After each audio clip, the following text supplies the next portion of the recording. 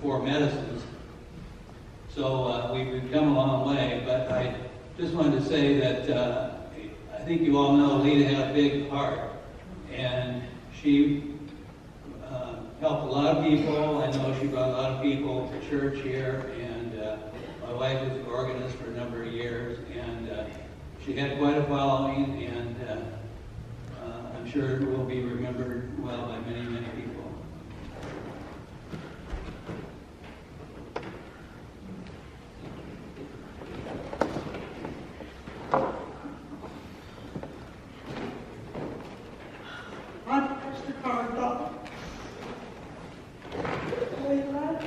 Leila was always there for the girls. Cindy Bell sat over there with her. She'd bring her lizard, she'd bring anything with her. Leila would get upset because she'd go, "Why are you bringing those to church?" She'd go, "Because that's my security." And she'd sit there. Leila was in women's circle with us. When I had, in 2008, when I had my daughter, she was in the mom and dad's house and brought food for us. Her letters, I would read her letters all the time. I'd see Kiefer walking at Walmart. We'd joke around that Kiefer was going to go walk. He was going to walk for everybody. We knew that we could talk about politics with Kiefer. We could talk about religion. We didn't always agree, but we could argue with him. We went on many trips with him. I'm going to miss her.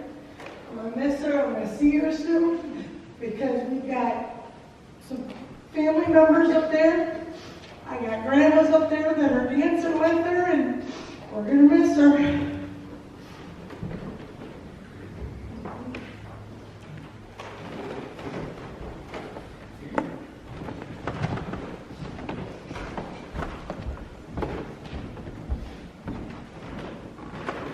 My name is Jan Beck.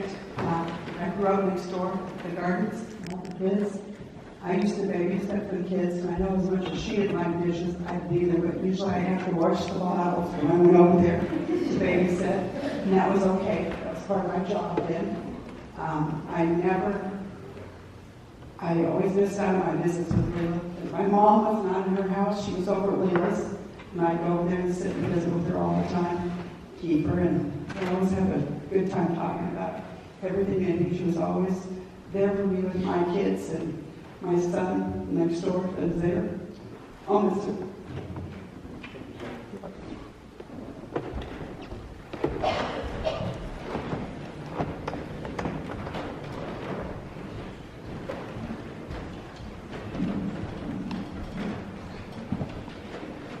Well, I go back a ways with Leila as well. I had, in my life, I had escaped Washington at one point, but Holly felt that 2 hours was too far to be away from Washington, so we left Des Moines, and Leila was the one who brought me back to Washington. She interviewed me, and I got a job at Orchard Hill Rest Care in 1991. It's 26 years yesterday, with the same company. She brought me in, and Leila, there were two things about Leila that were most impactful to me. One of them was that she always gave me a sense that everything was going to be okay. There need not be any worry about something. I remember one specific incident where we were in an office together doing an intervention, and there was an individual who was very disturbed and very upset, and they were screaming at her at full volume and maybe 6 inches from her face. And I was about off in the chair by that point. I was I was a mess. I thought, what are we going to? And she was so calm. She just spoke very quietly and calmed that person down. Of course, they posed a threat at some point and could no longer stay there, but she was so calm I couldn't believe it because I was just a bundle of nerves, this young kid watching my mentor is what she was. The other thing about Leila that I was so impacted by is she always gave me the sense that I could do anything. She valued people and their strengths. And so I didn't utilize her as often as I should have. She made me feel like there was really, the sky was the limit to what I could do, what I could accomplish, what my abilities were. And that's a rare person to find in this world. So she had a great impact on me. And also she was wonderful to my mother, one, and they were very close, and that meant a lot to me as well.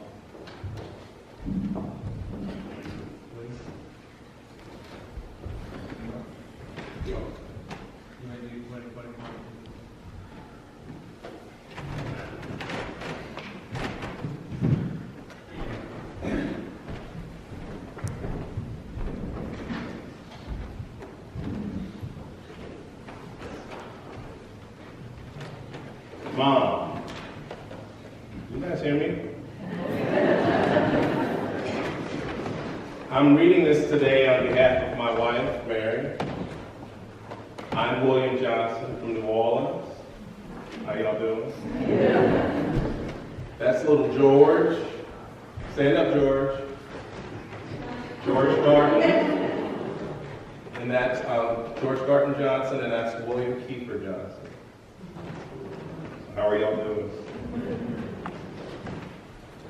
So the title is Mom.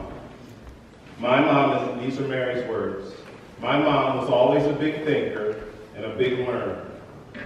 She was formally well educated, but her lifelong interest in learning new things, seeing beauty, and being fascinated by the world around her made her the person we all know and love.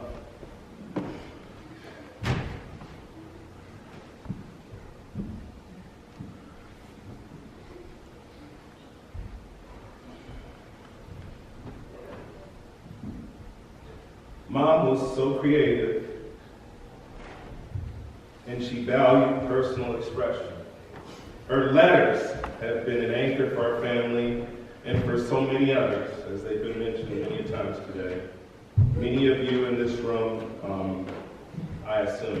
I could talk about any number of things about her for any amount of time, but would like to focus on what I always thought made her most special.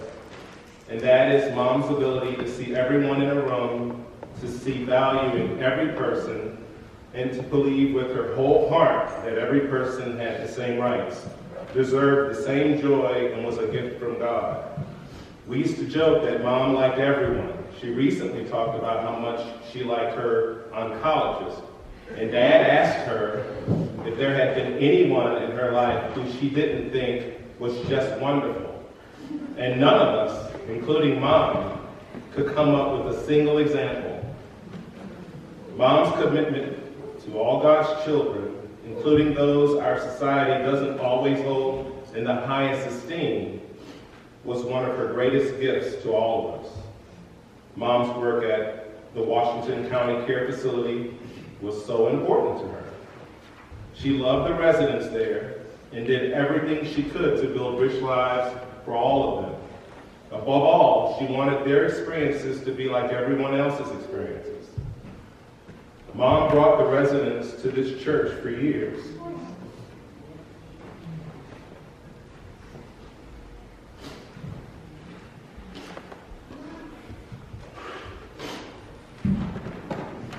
My brother Wayne and I spent most of our childhood at the county home. Mom lost at least one friend who thought she was making a mistake by raising her children there at the county home. Well, that friend didn't see what Mom saw in people. Besides family, working there was really the job of her lifetime. And she loved her work. She loved the people there.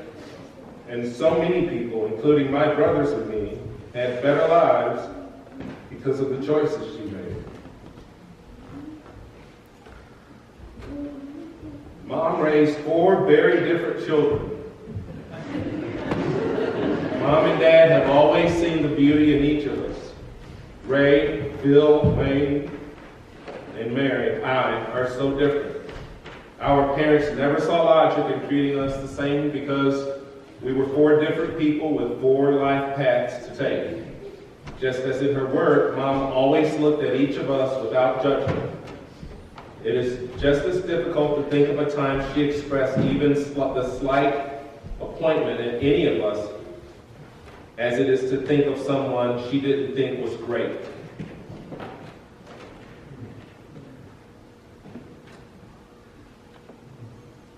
We love you, Mom, and we thank you for your unconditional love.